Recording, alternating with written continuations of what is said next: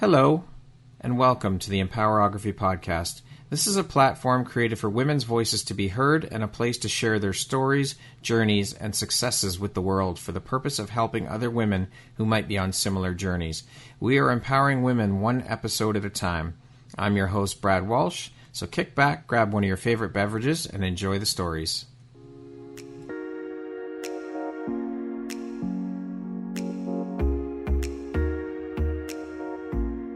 The world needs to hear your message and your story, so don't deny the world of that gift within you that the universe has given you. Someone out there needs to hear your story because it will support them in feeling hope, inspired, and even transformed. Do you want to discover how I help get my clients out of their own way, show up, and confidently share their message? I would love to extend an invitation to you to join me in my free masterclass, Start Your Own Podcast from Idea to Implementation, on Wednesday, April 5th at 1 p.m. Eastern. You can find the registry link in the show notes. Hope to see you there. Hello there, Brad Walsh here, your host of the Empowerography Podcast. Today, my guest is Molly MacDonald. She is the founder of the Pink Fund, a contributing writer for Breast Cancer Wellness magazine, a passionate patient advocate, and a keynote speaker. Last but certainly not least, a mother. Molly, welcome. I am so honored and happy to have you here today. Thank you so much for taking and making the time to be here with me today. I appreciate you. How are you doing? Well, as I've mentioned earlier, we've had a role reversal in our family. 18 years ago, when I was in treatment for breast cancer, my husband was the caregiver. And now he is the patient in treatment for cancer, and I'm the caregiver. And we have very, I would say, divergent coping mechanisms. Having been a Girl Scout, my motto is be prepared. So I attended the largest North American Global Cancer Conference in Chicago in June called ASCO, which stands for the American Society of Clinical Oncology. And of course, went to every head and neck, because he has tonsil cancer, every head and neck meeting I could, and came back with some dire predictions that he was right here. And so that has been quite interesting. So I think he's in the denial of things, like I don't need to know about it until it happens. And I'm in the, I want to know every possible iteration, scenario, and I need to be prepared for that to happen. And I told him, so I think I told you he's my third husband, which was kind of embarrassing, except the first two kind of broke those forsaking all others vows. Now we're in that last vow of in sickness and in health. Actually, in sickness and in health part with the other two. They didn't last long enough. So now I'm at the in sickness and in health until death do you part. And I'm thinking, am I going to have a fourth husband? So here's to hoping no. Clearly, I wasn't particularly successful at being married. We've been together 21 years, so that's good. That's something for sure. Yeah. With all of this being said, I would love for you to share with us, let's start this off with, what is the Pink Fund all about, and when did you found the company? So in the spring of 2005, I had a surprise breast cancer diagnosis at a time of job transition. And while I was in active treatment, I met a lot of other working women who had experienced what I was experiencing, which was loss of income and concern around how long their treatment protocol was going to last and how long their savings or inability to work was going to allow them to adhere to their treatment as prescribed. So in my particular case, the challenge for me was I had been through a financially devastating divorce with 5 children. I had no alimony, irregular child support, and like many Americans, less than $1,000 cash on hand for an emergency. So on top of that, I had a $1,300 a month COBRA premium, which in the US allows you, if you're transitioning between jobs, to maintain your health insurance policy. And this was pre the Affordable Care Act, so I was not eligible for our social health insurance policy known as Medicaid here. So I had to make this COBRA premium of $1,300 a month to ensure my care. But the really shocking piece for me was listening to these other women who were actually going to stop treatment and go back to work. So while we experienced what was now coined financial toxicity in 2013 by 2 doctors, Yusuf Zafar and Amy Abernethy from Duke University, we were experiencing this 8 years prior to it even being a known side effect, something that wasn't being addressed at the time. So our home was in foreclosure. I was at risk for a vehicle repossession, utility shutoffs, ended up in line at the food bank. And then remarkably, I thought, in spite of my very clear and prescient circumstances, that I should do something about this. Right. So I went home to my husband, Tom Terrific. That's what I call him, because you have to be really terrific to marry a middle-aged woman with night sweats, 5 children, and a mildly demented mother, or insane. So that's his moniker, Tom Terrific. So I went home and I said, Tom, we need to start this charity, and we need to pay these women's non-medical bills to their creditors so they can finish their treatment. And he looked at me like I had 2 heads and said, yeah, because we just rescued the house from foreclosure and you're in line at the food bank. What makes you think we can do this? And I said, well, I don't know. I just believe I can. And being from Detroit, Michigan, Henry Ford said, whether you think you can or you can't, you're right. Yeah. And there must be some kind of magic around that, the magical thinking. There's a lot written about the biology of belief. So I don't know. I just thought I could. And because he sleeps with me, he went along with it. Wow. It's incredible. You just finished rescuing your house from foreclosure. You're having to pay out $1,300 a month for your transitioning, for your treatments, and you take on this monumental task of helping other women pay their medical. Yeah. I can't even imagine what was going through Tom's head when you first brought that home. Well, right. Well, as I said, he sleeps with me, so it was that or the couch. So he had watched me pull rabbits out of hats in the past. Right. So I think he had confidence that if I thought I could do it, he would help me do it. And he had helped me in the past do some things that looked like it wouldn't happen. So he did go along with it. And fast forward to today, we're a national organization having delivered just over, I think we're about 7.2 million in bill payments directly to patients, creditors nationwide for housing, transportation, utilities, and insurance. That is incredible. And that's got to really fill your heart when you look back at that day, on that day of when you came home and said, Tom, this is what we're doing, to where you are now, to have helped fund $7.2 million worth to help. That is absolutely incredible. I think, one, that speaks to your incredible resilience and strength and courage, but also speaks to how beautiful your partnership is with Tom and his belief in you and his support in your ideas. I think that is absolutely beautiful and incredible. That is a huge testament. Our partnership is quite so beautiful right now as I'm bossing him around, but I'm sure he probably does not feel that too. Right, he doesn't. This is really kind of funny and off topic, but Tom is probably the nicest man I've ever known and very kind and never says a bad thing to anybody. But a couple of weeks ago, I asked him a question. He said, "You are asking stupid questions." And I'm like, "What? There are no stupid questions." So I think he's kind of had it with me a bit. But I think it speaks to how beautiful your partnership is. I really do. Yeah. I'm really fortunate to have him. He is the true co-founder of this organization. I have taken all the credit for the last 17 years that we've been running this show together, and it's time now for me to tell the truth. He's the co-founder, and I didn't do this alone. So, Molly, could you tell us a little bit about your role and duties within the Pink Fund now, as opposed to when you first founded the company? How have they changed over the years with the growing awareness of the business and the work you're doing? So in the beginning, it was Tom and me. So we launched on October 2nd, 2012. We got a donated website. I had traded what's called an Erosarin, and many people are into mid-century modern now, so it's called a tulip table. I had that, and I traded it with the graphic designer for a heart and ribbon logo. And then the medical writer at the Detroit Free Press, where I'd been an executive, wrote a front page story about our efforts, and 27 newspapers picked it up. So the first 6 years, we are just kind of eking along. I did a lot of speaking engagements for free, any Kiwanis, Rotary, Optimist, church, synagogue, men's groups, ladies groups, whatever, that wanted an inspirational speaker. I would go in and tell sort of my riches to rags story. So a little bit about that backstory. Yeah. I was married to a very wealthy, successful man, Harvard educated lawyer,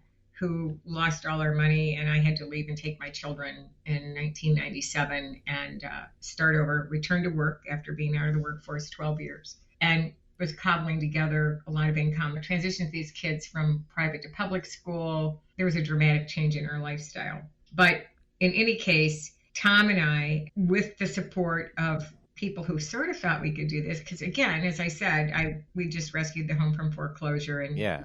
I had no personal money of my own to fund this. And I wasn't going to go and sort of fleece my own former very wealthy friends, because again, who thought I could do this? That was the other thing. A lot of people would look at me when I would tell them what I wanted to do like I was insane. So we bootstrapped the whole thing. And then by 2012, Ford Motor Company picked us up and took us national. So I made a vision board in 2007. I put Ford on it. They have a program called Warriors in Pink. And I knew that the problem we were addressing here in Michigan was not relegated to a particular state. So I wanted us to be able to be a national organization, but we would need a partner to make that happen. And at that time, Ford was, to my knowledge, the largest partner in the breast cancer space, providing millions of dollars of support solely to Susan G. Komen. But in 2012, we were still operating out of my home. We had just, by the spring of 2012, we had been given donated office space, and we had hired like a part-time program manager to manage the actual execution of reviewing patient applications for support, paying their creditors. I was out speaking and raising money. So 2012, she was employed. I think the board at that point, because we were all volunteer until the board voted me a salary in 2012. It actually got to the point where I was fired from a job because I was doing speaking engagements during my lunch hour and weekends, and my employer didn't like it. Wow. Which was curious, because that was in the mortgage industry. And I thought that was a benefit to this particular employer, but he didn't see it that way. So that's when I went to the board and said, okay, I've been doing this 6 years as a volunteer. So this is a pivotal point.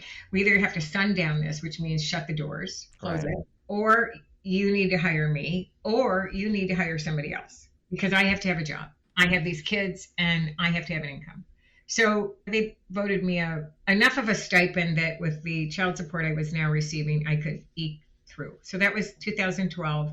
Ford picks us up, takes us national, everything changes. We went from maybe providing, and it's on our website, I'm trying to think, our budget in 2012 was $168,000, and I think we gave away somewhere around $70,000 that year. But the next year we jumped to like 200 and some thousand in support. So wow. Ford's belief in our organization was nothing short of miraculous. What we were doing was completely different than what Komen was doing in research. So it wasn't competitive at all. And we're now in the 11th year of that partnership. Incredible. So that was the catalyst moment for the Pink Fund. And then now you asked what I do now. So now we have scaled to the point that we have 13 employees, between 10 employees and 3 contractors. And I don't know everything anymore. And that is a really weird feeling. So we have a development department that raises the money to support the mission. Then we have the program department that delivers the mission. And then we have operations. And then we have accounting, like everything, all the legal stuff, IT, and marketing.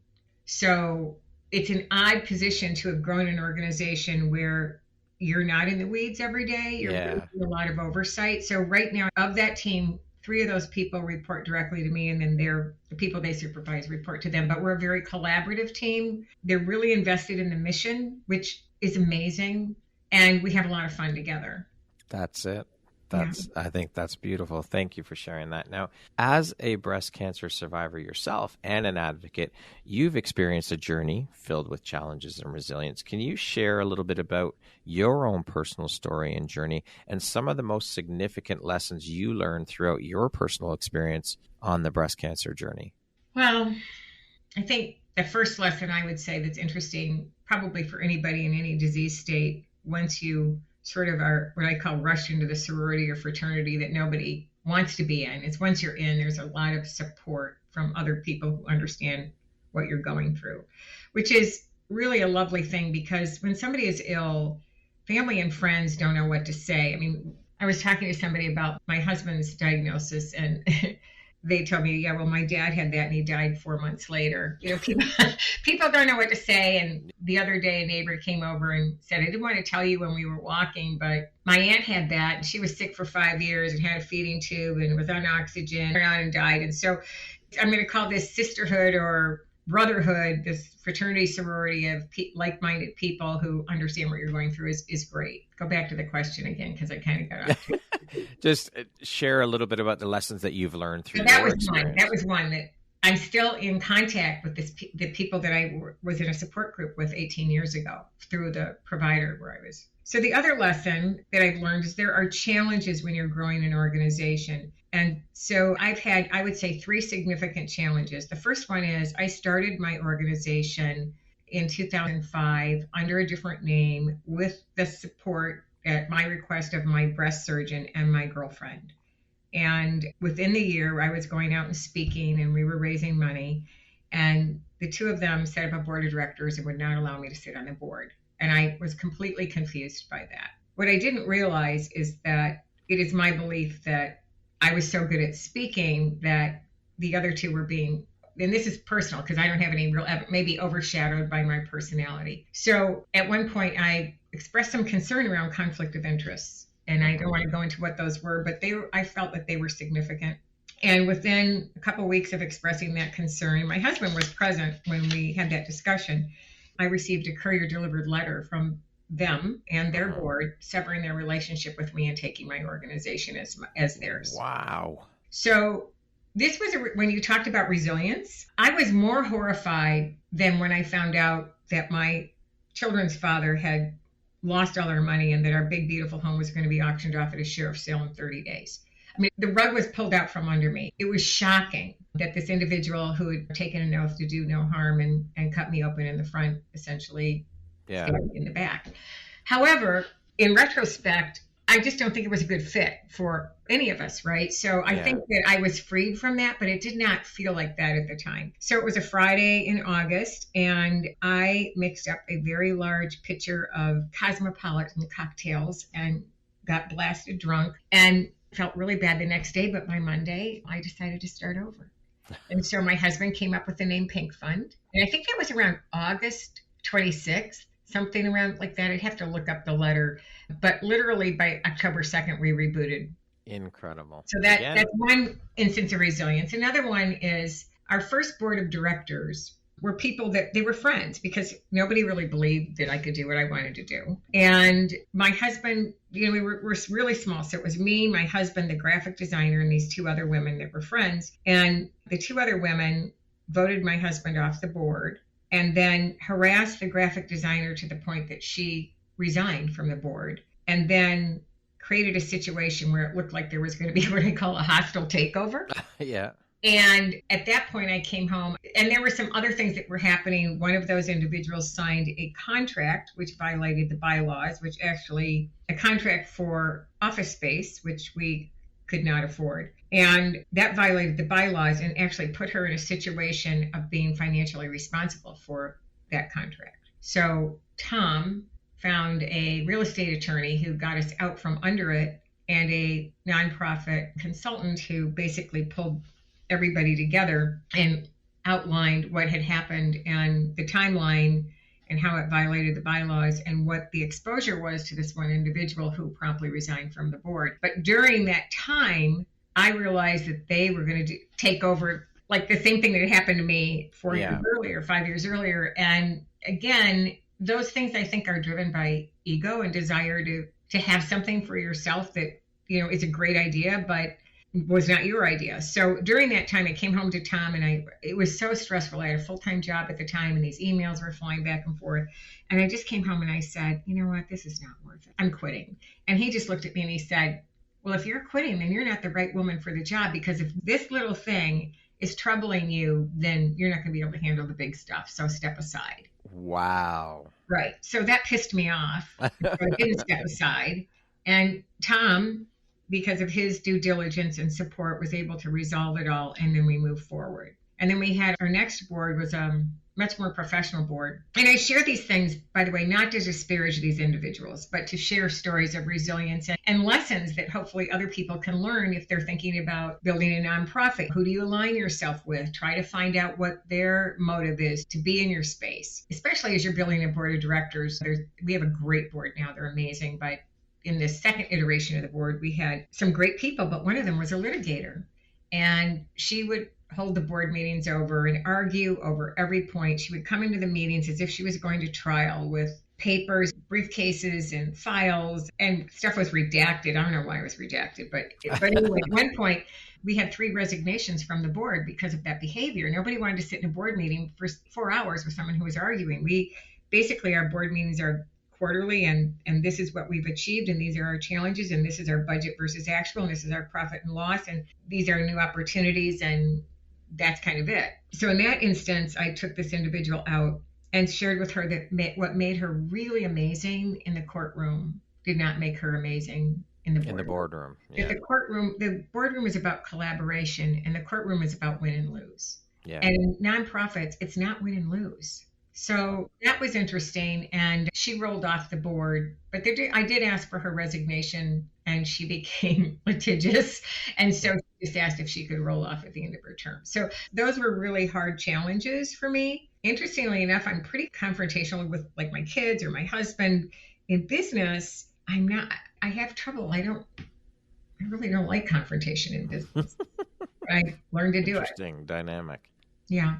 Breast cancer can obviously have a tremendous impact on an individual's mental and emotional well-being. How did you navigate the emotional roller coaster that comes along with that diagnosis, and what strategies did you find most helpful during that time for you? Well, the diagnosis and the treatment was nothing compared to the financial toxicity of thinking we could possibly be homeless. So again, be prepared. I pulled back on everything that we didn't have to spend money on. We had a car, like a third car that was kind of the kids' car. We sold that. I cut everybody's hair. I groomed the dog. At that time, there was Blockbuster. We didn't do Blockbuster. We didn't shop for clothing. I mean, I remember I had a budget for everything. And so that was the greatest mental stress. And at one point, I had taken out a $500,000 life insurance policy on my life when I left my children's father in the event that I would pass away and they needed financial resources. And at one point that summer, I began to think that my children would be better off without me because we were facing losing our home and I didn't have a job.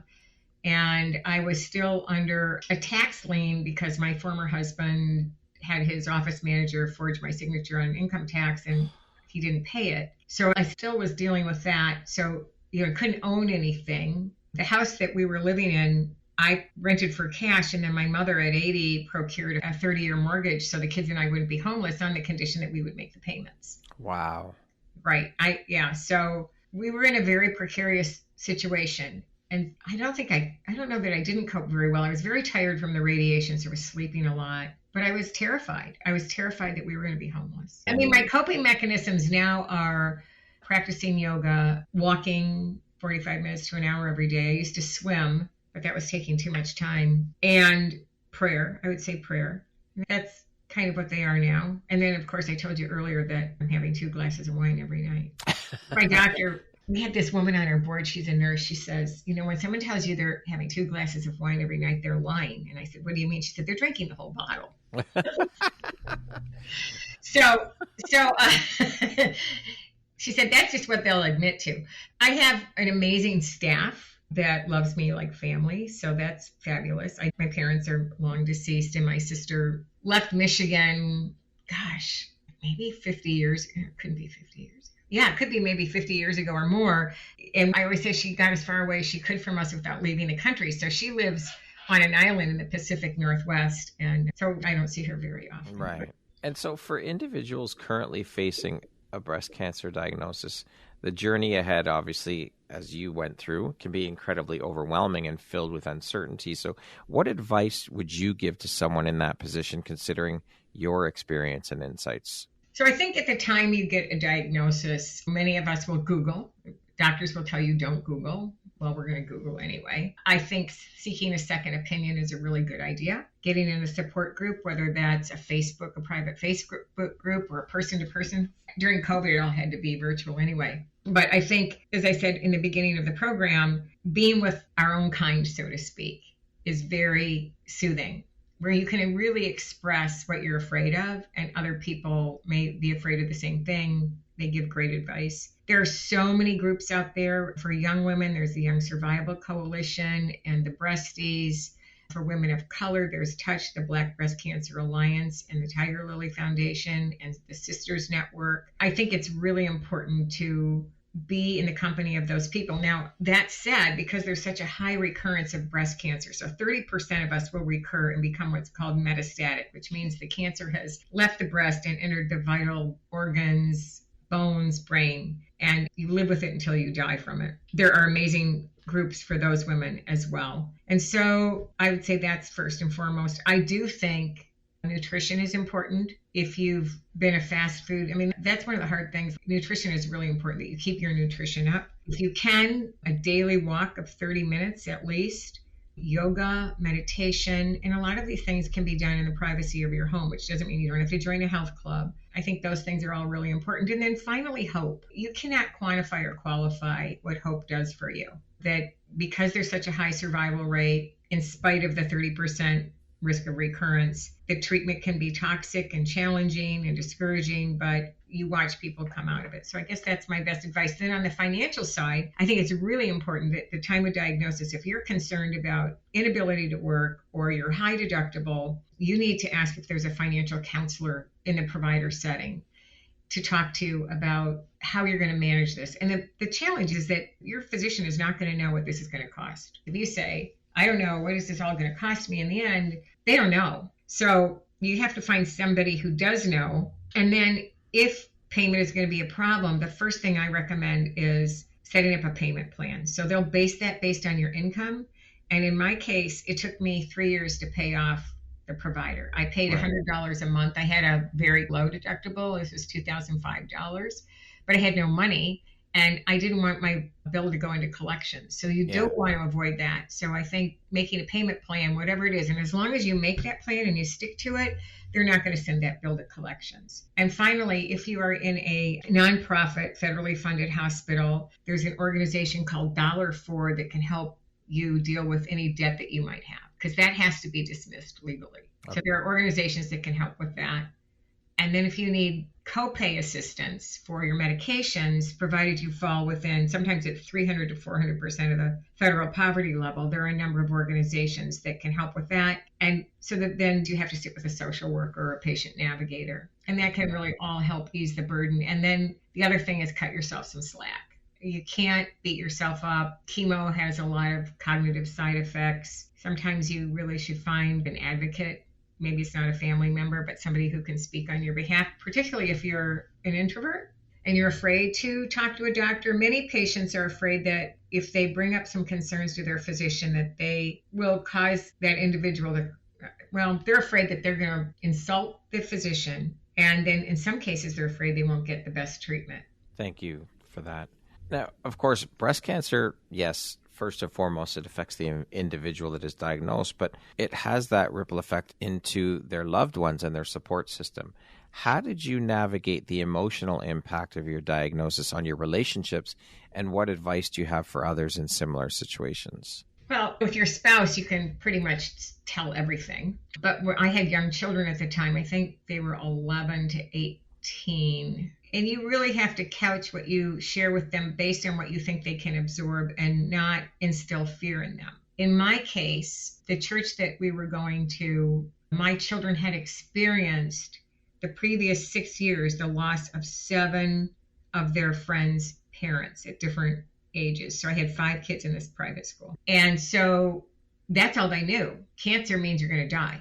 So when I sat down and shared with my children that I had this diagnosis at a family meeting, my 11-year-old son sort of raised his hand and said, well, I just have one question. And he said, are you going to die? And I said, well, eventually, yes, absolutely, highly unlikely from this. And he said, well, okay, then can I go down the street and play? Because I think that if I was going to die, he had to sit and wait and watch. But my other son, my 14-year-old son, held it up all summer. And then when I finished treatment and didn't die, because he didn't voice it, he was hospitalized for not a nervous breakdown, but just anxiety for about a week. So he had been holding all this in. So you have to really know your children in particular and family members of what they can and cannot handle. I mean, I'm trying to take care of myself. I actually tried to pretend everything was okay. I am going to treatment and I'll be back in about 2 hours. No big deal. But maybe I should have tried to do more to open up. And I think actually now there's children's support groups, which is really great. And there's a camp for kids whose parents have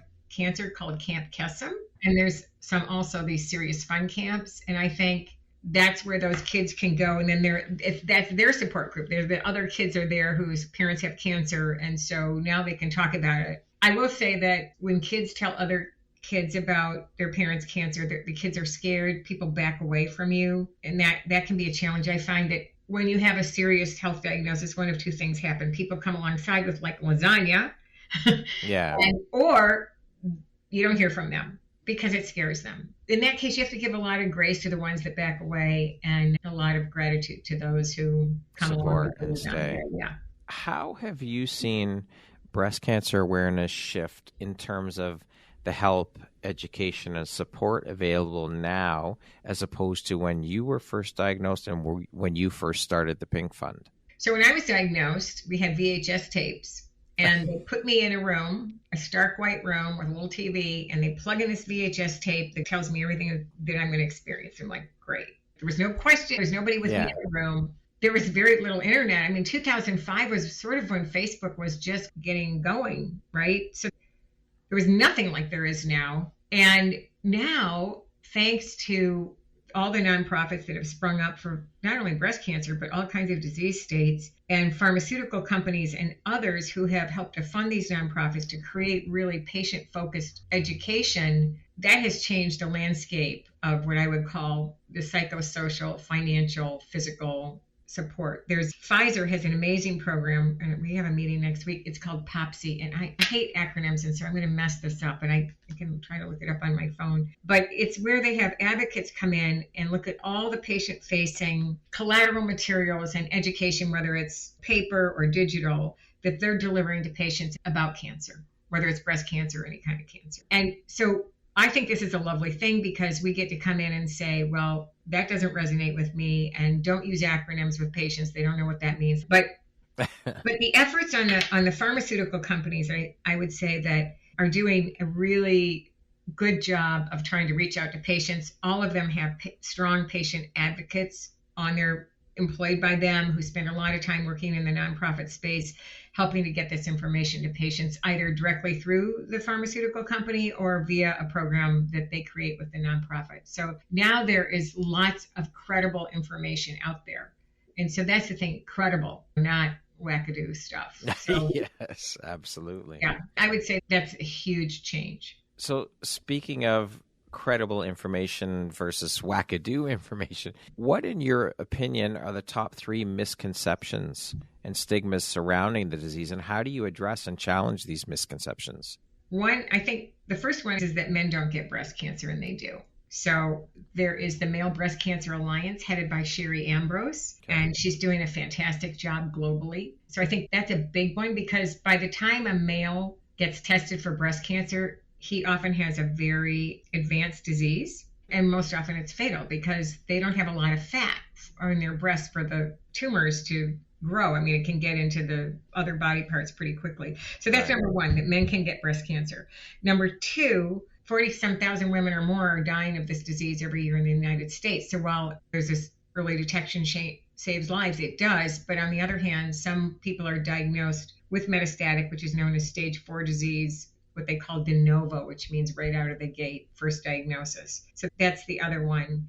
And I think those are the 2 key, is that men get breast cancer and there's still a high mortality rate. But here's the other one. This is the big one. The underrepresented, underserved populations of Black, Latina, Indigenous peoples, Asians, Hispanics are dying at higher rates. Wow. And so we need to be casting a much wider net when we're engaging in clinical trials. We need to make it possible for these underserved, underrepresented communities to be part of clinical trials to make sure that some of these drugs work for everybody. Absolutely. So I would say that's the other part. Somewhere between 41 and 42% of women of color have a higher mortality rate with breast cancer. Jesus.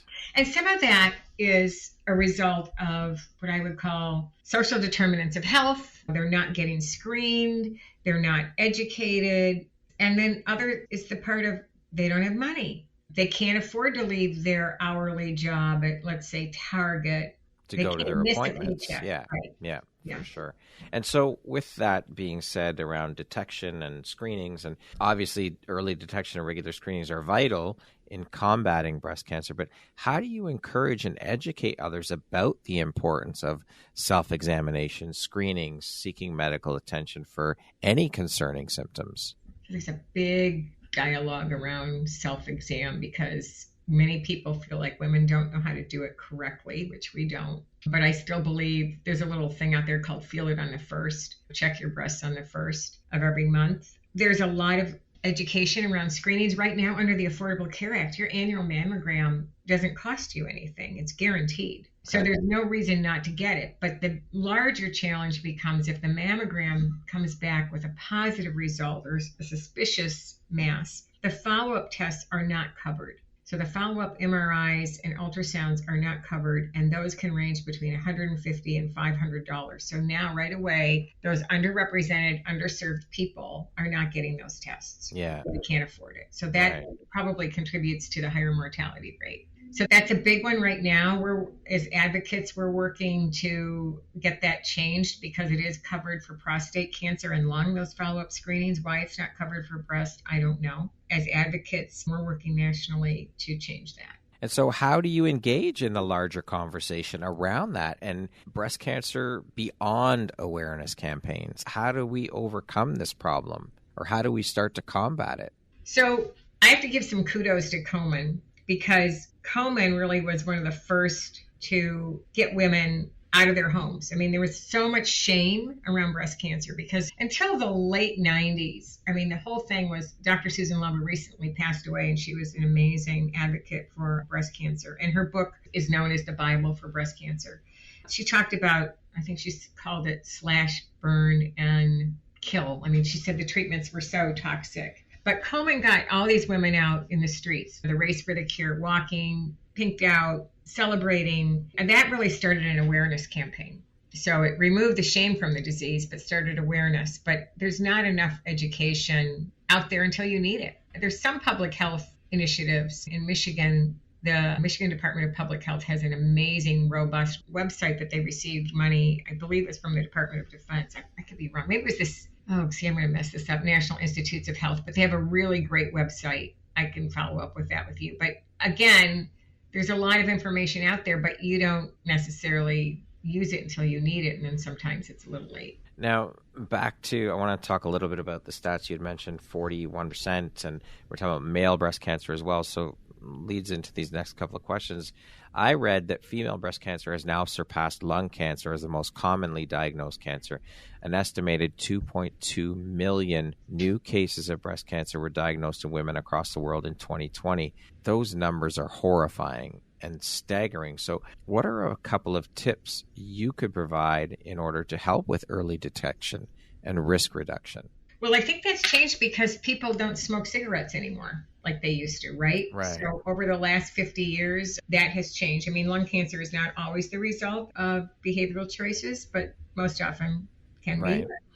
Breast cancer can be the result of behavioral choices as well, particularly if you are overweight. That's an indication. When we think about our breasts, they're fat cells, they're milk glands, and they're blood vessels primarily. So the heavier you are, that cancer can hide out in those places, and your body doesn't shed the toxins. So I have to say right away, I'm not a physician. And so I can't give any medical advice, but regular exercise, maintaining within, I don't know, what is normal range of weight, and positivity can help. But the other thing, I think there's a misconception that there's a high rate of genetic predisposition when the research tells us it's really about 8 to 10% of breast cancers are genetically driven. However, we are still uncovering other gene expressions, they're called, that when combined with, if you have a whole genetic done, often this will show that we have some of this gene and some of that and some of that. And while you don't have maybe the big BRCA1 or 2 genes, the other genes together would put you at risk. Right. So I would think that if you have any family history of any cancer at all, and even if it's on the male side, because we've seen, it doesn't just come through the female side, breast cancer, it can come from the male side. So I would think if you have any of that, genetic sequencing would be really important, getting that testing done. Globally, it's hard because we're talking about third world nations. I mean, there's just not medical care. But if somebody there may have breast cancer, they could have an ulcerated breast. So in the US, we're fortunate that our annual physical is also covered under the Affordable Care Act. And so your primary care physician is really that first point of contact that should be driving the education around all your health, the potential issues, including getting that annual mammogram. And now, with our electronic medical records, is you get little announcements, alerts, like if you schedule your mammogram. So I think the EMRs are really helping to change how we do things maybe earlier. But again, people often ignore their health symptoms, and you can't control those behaviors. All the education in the world is not going to overcome somebody's fear of a potential diagnosis or fear of physicians or mistrust. So in the communities of color, particularly the Black community, there's such huge mistrust. And I just read yesterday, I think, that there was a final settlement for Henrietta Lacks' family, who they took her cells and used them in wonderful ways, but just was not something that she agreed to. And they've made millions and millions of dollars after some of the research that they've done, probably billions. And I didn't get to how much the family received for that egregious act, but now that doesn't happen as far as I know. So there's a lot of mistrust. Now, I want to get back to the male breast cancer. Obviously, I would think that comparatively speaking, if you can even compare, the numbers pale for men living with breast cancer versus women, of course. I'm curious, though, as to how often you see or hear of cases where men are living with breast cancer. So we've helped some men. I think we've helped about 10 men. We're working with the Male Breast Cancer Alliance to help educate around that. And so November is Men's Health Month. Right. So we'll be pushing out an awareness campaign with men that month. Okay. As I mentioned earlier, Sherry Ambrose is doing a lot globally with education and traveling. The incidence in the U.S. is about less than 1% of the total diagnoses of women. So this year, I think it's 2023. I think there like 2,100 men are expected to be diagnosed over, like, there's 264,000 women. Wow. That's why, I mean, they just don't think about it. Well, I think there's also a stigma of shame around it, too, for men as to coming forward and speaking about it, which would also affect the numbers, I would think, a little bit. I mean, again, nowhere near what women are dealing with, but I would think that stigma and shame has an effect on the numbers as well. I think that's particularly true, but I do feel like the work of the Male Breast Cancer Alliance is going to help change that, just like Komen got women out of their homes and into the streets. What keeps you motivated and determined to fight for breast cancer awareness and support? What message do you have for those who may feel overwhelmed or unsure about getting involved in advocacy themselves? Well, first of all, the path of how you handle your disease is very individual, and nobody should feel like they have to be an advocate.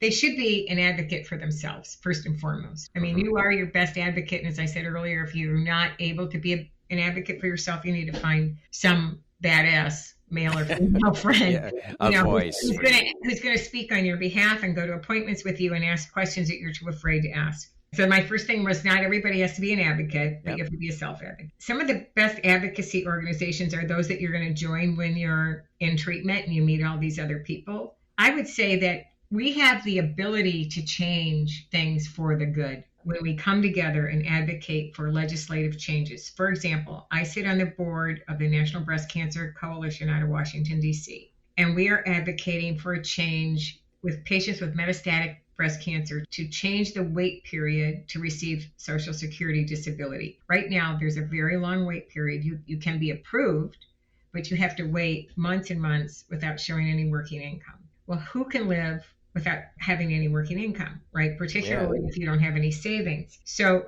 I understand in part why that is in place now, but it places women and families in a very difficult position. So that's where there's work being done by advocates from all over the country coming together in DC, and we have Lobby Day in May where we go, we talk about this and why it should be changed. Another thing that happens is this organization called Touch the Breast Cancer Alliance, Black Breast Cancer Alliance, is working very hard to educate women about why clinical trials might be a great option for them and why they should enroll.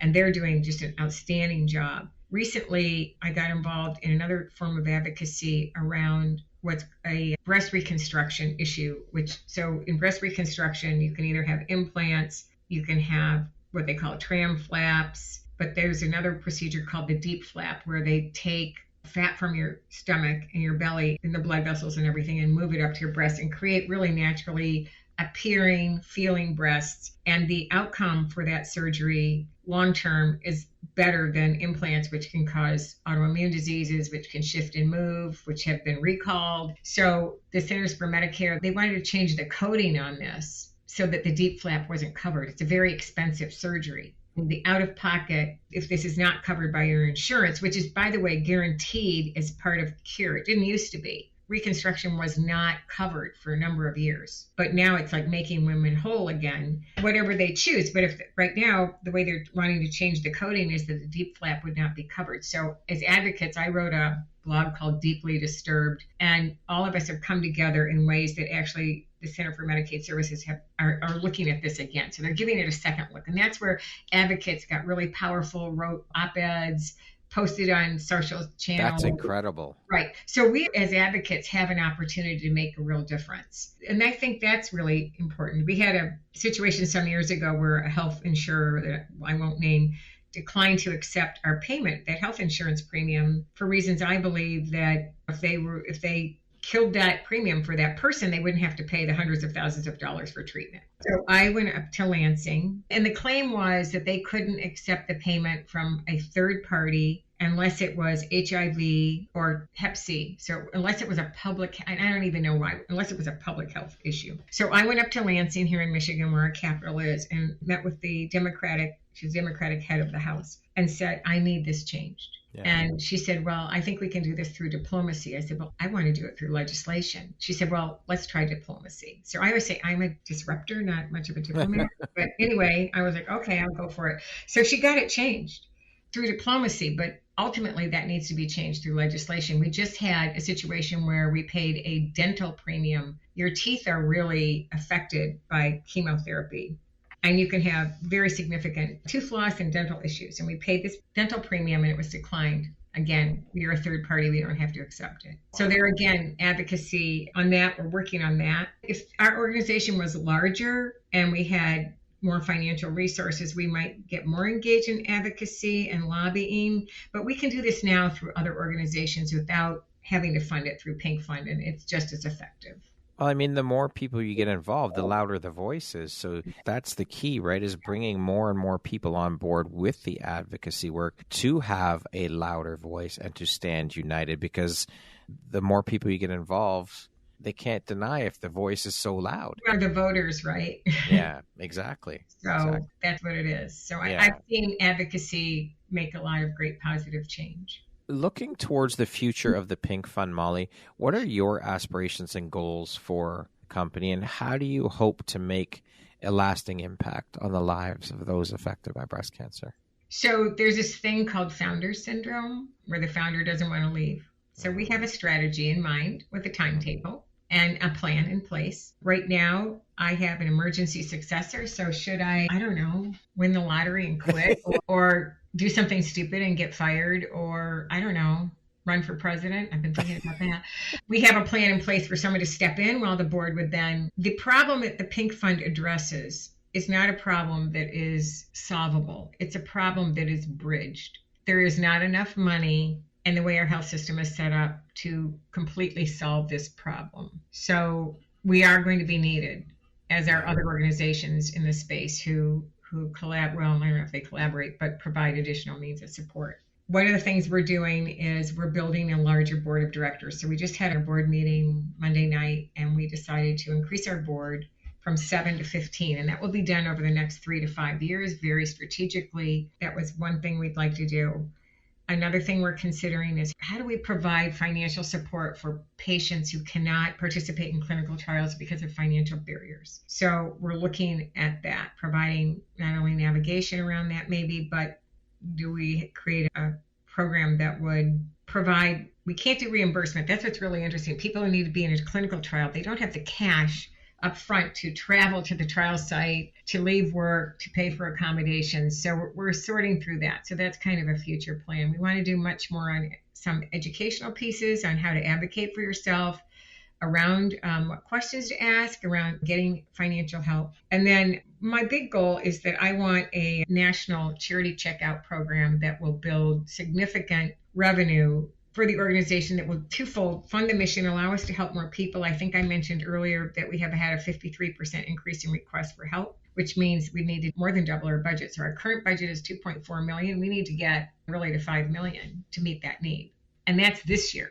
Wow. I don't know how it's going to increase next year. And then we need to build a very significant, I'd like to build a $25 million endowment account, ultimately to take 5% of that account every year. And that would be designed to actually fund the overhead of the mission so that then, 100% of the donor dollar goes to helping provide financial aid for these patients and their families. And I'd like to have that done in the next 5 years. Lots of big goals and lots in the works. I think it's amazing.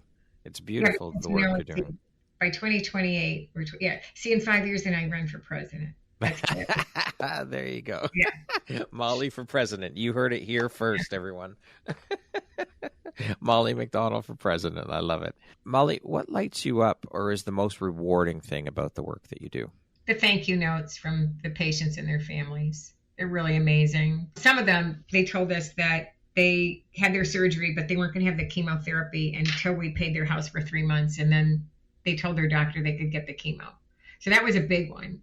Yeah. We had a note a couple of weeks ago from a woman we helped who did pass away. And her husband said that because of the help that we provided to their family, that he was able to spend the last months of her life with her. And he then has named us as the beneficiary of his life insurance policy. Wow. Isn't that amazing? That is So incredible. the notes that say, I'm able to sleep through the night. I'm crying happy tears for the first time in months. Because of your help, I can buy strawberries. Because that was like a little thing. So the psychosocial, the mental health, the things that we're doing is not just this financial support. It really rolls out into other areas of the patients' lives and their families. The mental health factor alone. It's big, yeah. Yeah, that's massive. Well, I think it's beautiful, Molly. What do you think your unique skill set or superpower is that's helped you become successful? Well, I think I'm resilient. I think my parents taught me that.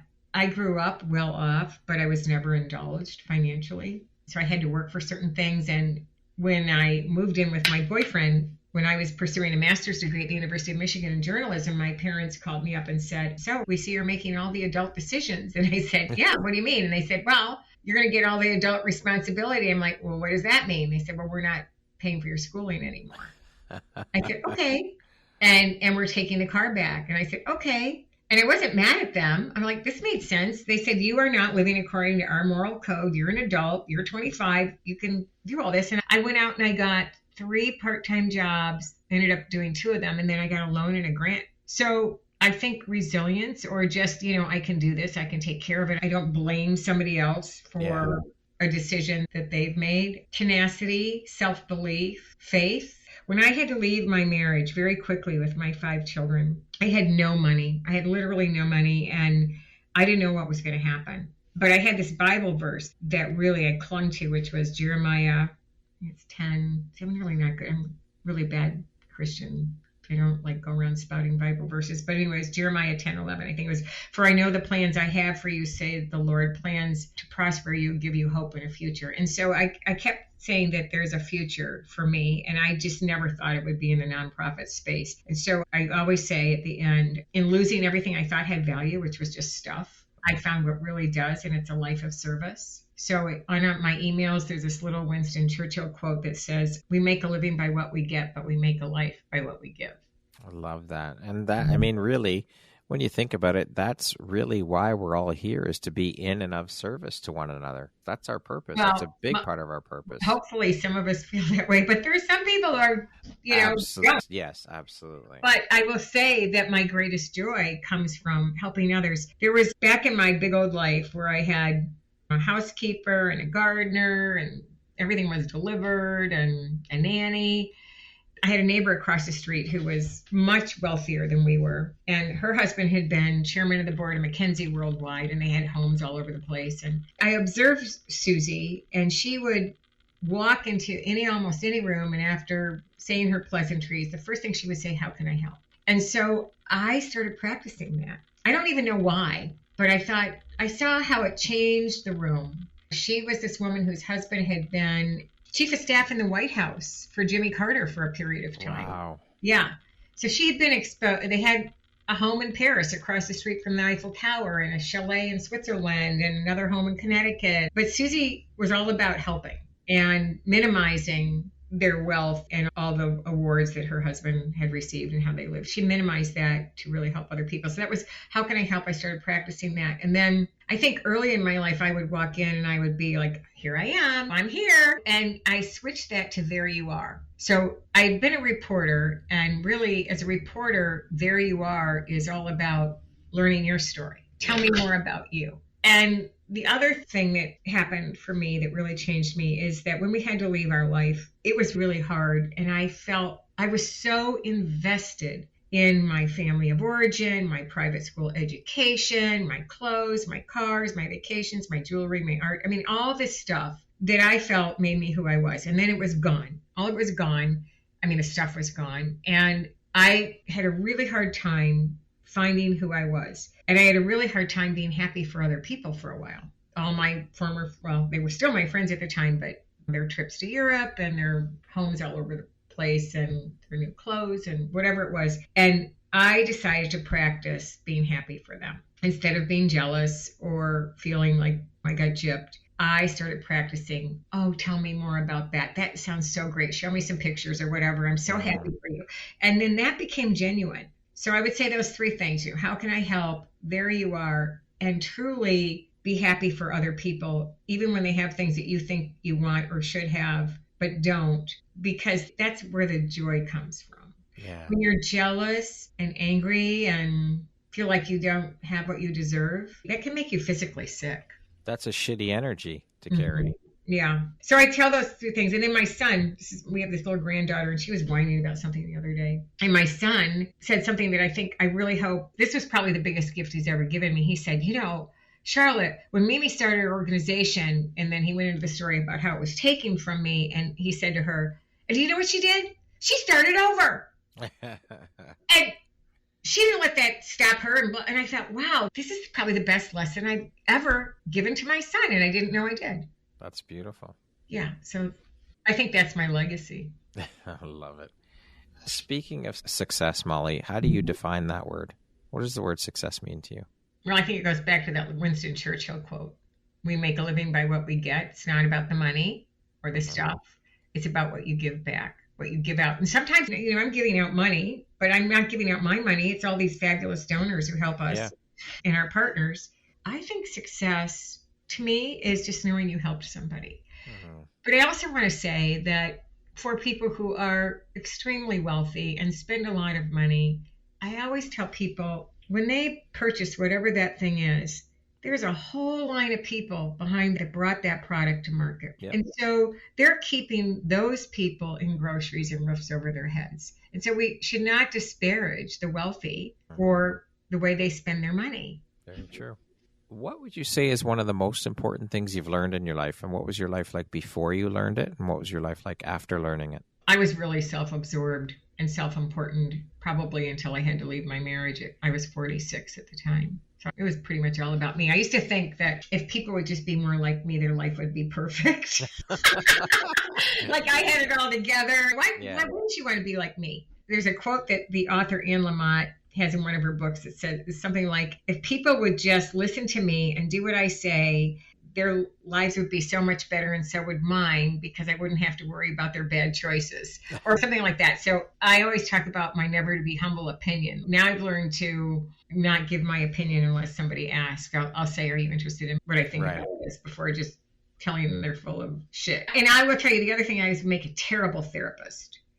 Terrible. I would be a terrible therapist because I would be listening to these people whining about the same thing over and over again. And I would just want to think in my head, get your effing shit together. Stop whining. But again, the lesson really goes back to, for me, it's not about the stuff. We don't take it with us.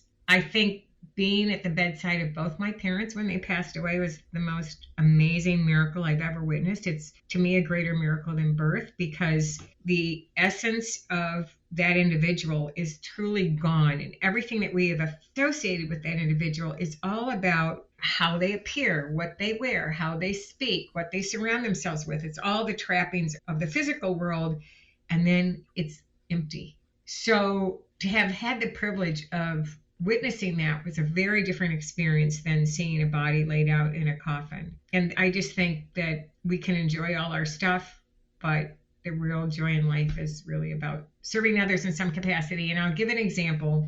In my neighborhood, somebody said to me one day, I'm not doing really much. I don't do what you do. I mean, and then I realized that some people are intimidated by what I do because it makes them feel less. So she said, well, all I'm doing is I go to the hospital once a week and I push people around in the wheelchair to their appointments. And I said, well, how do you know that you're not the safest person they're with that day? How do you know they can't maybe tell their family that they're scared, and they're scared of the doctors, and you're chatting them up on the way to wherever, the friendly face? You don't know what you're doing for that person. Yeah. And it's not about the quantity of what we do. It's really about the quality, maybe the amount of time or the investment of sitting with somebody when they're going through a tough time. You don't have to go out raising $1 million to pay somebody's bills to be of service. Comparison is the thief of joy. Yes, for sure. I don't want people to do that. That's a beautiful. Although I compare myself a lot to other people. I still do. Molly, what does the word empowerment mean to you?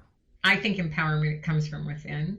I don't think you can be encouraged externally, which can result in internal empowerment. But this to me would go back to maybe coaching or other external messages you're getting from people. I mean, I think that can lead you to feel more empowered, but I think you have to find it within yourself. Yeah. I don't know if that's a very good answer. No, that's perfect. That's your definition. That's beautiful. Okay, we're going to jump into a little rapid fire section. So the next grouping of questions just be 1, 2, 3 word answer type thing, okay? I'm not good with that, but I'll try. You can do it. I know you can. All right. How would you describe yourself in one word? Resilient. If you could teach the world one thing, what would it be? Love. What's one thing you want but cannot buy with money? Oh my gosh.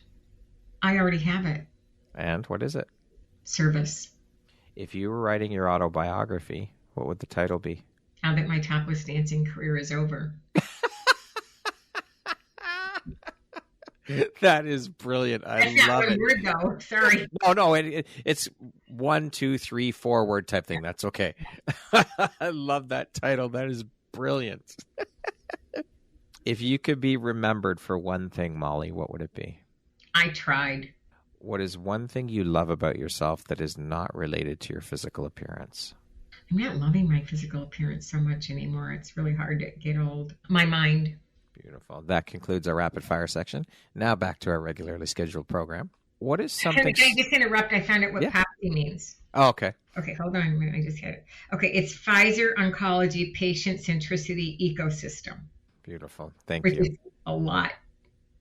I don't know what that means. That's a mouthful. Yeah. What is something surprising you've learned about yourself in the last year, Molly? That I'm a better grandmother than I was a mother. That's quite I think a lot of grandmothers say that. I think it's like you get a second chance. You screw up with the first group. They come around. That's quite a revelation. Yeah, it makes me sad. Well, I'm sure if you asked your kids, they wouldn't see it that way. I think they agree. Really? Yeah, I think they agree. I mean, we went through such a challenging time. I was really stressed out when I had to leave and take care of them. I think they think I'm great now, and they've forgiven me for some of my...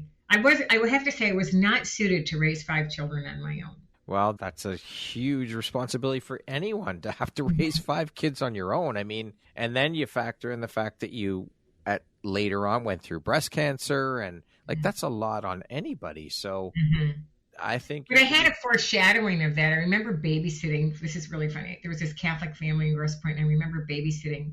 I didn't like babysitting, but anyway, I was babysitting, and she had 5 kids, and I'm holding this baby, and it's crying, and I'm calling my mother, and she wants to know if it's a hungry cry or a wet cry or a tired cry. I'm like, how the hell do I know? I'm like, I don't know what this is. And I remember thinking, who should have 5 children? This is terrible. And then I did, But I was blessed to have them. I mean, each of my children are precious to me, and I feel very sad about the changes in their lifestyle that affected their childhood. But in the end, I think their witness to how I overcame what happened will serve them well in the future. There you go. And that's it right there. Molly, what is your why? My why? Mm-hmm. This goes back to my faith. My why is well done, my good and faithful servant. If you had the opportunity to sit down and have a 1-hour conversation with one woman, any woman in the world, who would it be and why? Probably Malala Yousafzai, who won the Nobel Peace Prize, really overcame a lot, had to forgive a lot of people. I think of in the world that would be. I'd also like to talk to Marie Antoinette and ask her why she was such a bitch. What do you mean, let them eat cake? That was mean. All right. If you could go back, Molly, and give your younger self one piece of advice, what would that piece of advice be? Slow down. You move too fast. Lastly, if you were to deliver your last 30-second speech to the world, your tribe, your corner of the world, your people, what would that last 30 seconds sound like? What words of wisdom would you impart? What I've already said, in losing everything I thought had value, I found what really does, a life of service. And in the words of Winston Churchill, we make a living by what we get, but we make a life by what we give. Beautifully said. Molly, thank you so very much for the beautiful work that you do, the beautiful light you put out into the world through that work. It is so necessary and beautiful. Thank you for taking and making the time to be here with me today to share your story, your journey. You are an incredibly inspirational, beautiful human being, woman, and soul. I appreciate you, and I'm so grateful to be connected to you and to have you as a member of the Empowerography community. Thank you for sharing today. I appreciate you. Well, thank you, and I hope your listeners will laugh and get something from this of value to them. I'm sure they will. Once again, my name is Brad Walsh, host of your Empowerography podcast. Today, my guest has been Molly MacDonald. She is the founder of the Pink Fund, a contributing writer for Breast Cancer Wellness magazine, a passionate patient advocate, a keynote speaker, and last, but certainly not least, a mother. Molly, thank you so much. I hope you have a beautiful rest of your day. Thank you. Bye.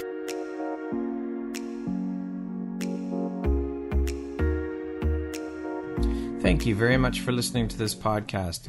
If you haven't yet, please be sure to subscribe, rate, review, and share with all your friends. You can find me at viseuphoria.ca and follow me on Instagram at Empowerography Podcast and on Facebook at Empowerography. Please join me next time for another inspirational story from yet another amazing woman.